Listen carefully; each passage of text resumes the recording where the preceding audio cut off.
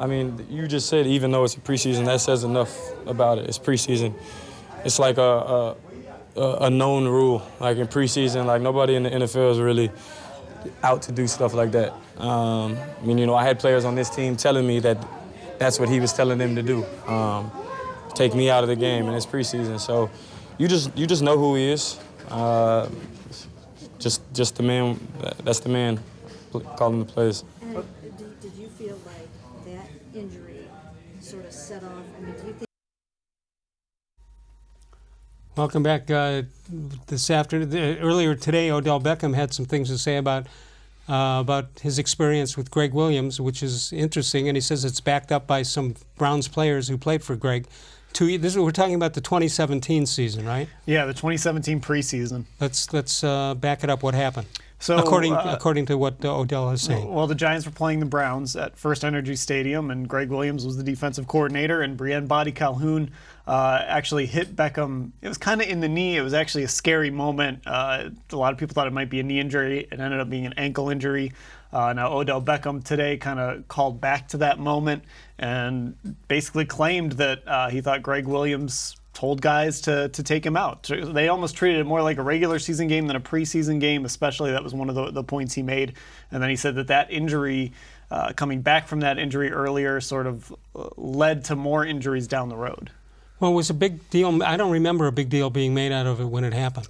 Yeah, it was something I looked back on, and I remember in the locker room that night, I had grabbed Brienne Body Calhoun and talked to him. He sort of explained why he hit Beckham like he did. I know some Giants players were a little upset that he didn't make more of a play on the ball instead of going for the player, but there was never any sort of dust up as far as, was it a specifically dirty hit? Was he trying to take him out? Anything like that? Right. And nothing about Gregg Williams. Is there finger pointing or anything on the field? I don't remember it as an incident at all. But then again, you know that Odell Beckham did miss quite a bit of time in that season. Yeah, I went back and looked at the story I wrote, and I did mention in there that he kind of stood up and either spiked the ball or kind of spun the ball sort of towards Body Calhoun. After the play. As he was kind of in frustration about the injury. All right, so you got a couple of things working here. You've got supposedly Adam-Gase, when he was in Miami, didn't want Darnold. He wanted Baker Mayfield. Yeah. And I know New York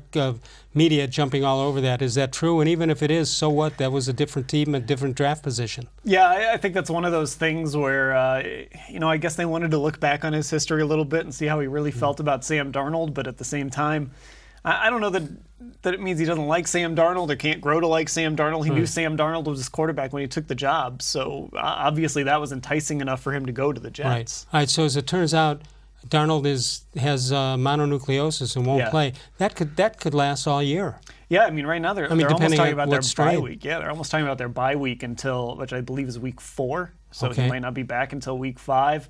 I mean, it's one of those things that can knock you out for a long time. No question about it. So who starts, and what do the Browns have to face? It's going to be Trevor-Siemian, who a lot of people probably remember from his days as the Broncos starting quarterback. I believe he's 13-11 as a starter.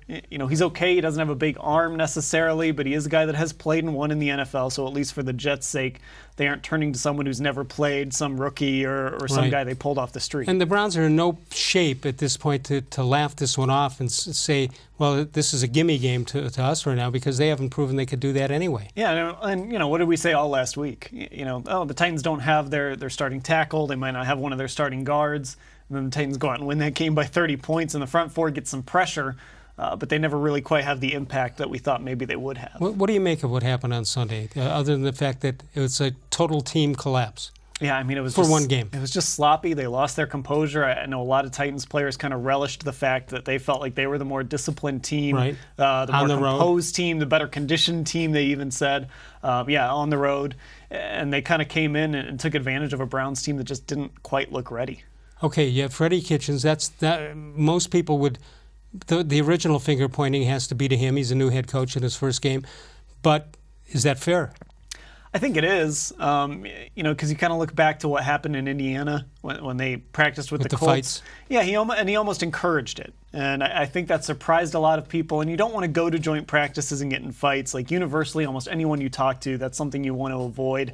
I think people were a little surprised by how Freddie sort of wrote that off a little bit, and it's one of those things in hindsight you look back on and say, I wonder if this played a role in the 18 penalties, and not just the 18 penalties, but the personal foul penalties. Yeah, and you also wonder, assuming he's still here next year, if he'll change his attitude on that, the way he plays the exhibition games, the way he plays the practices with other teams, and maybe it'll be different. Yeah, and this is all a learning curve for him. Yeah. He hadn't even been a coordinator until the second half of last season. So Dennis Maniloff was here last night, and he says you hate to say Game 2 in any season is a critical game, but when you look at what they face after Game 2, you almost have to call this a must-win. Yeah, if it's not a must-win, you better win it, right? I don't know if there's much of a difference between those two phrases, but because it gets ugly after that. If you lose this game, now you're 0-2. You've got to come home and play a Sunday night game against the Rams, who looked pretty good the other day.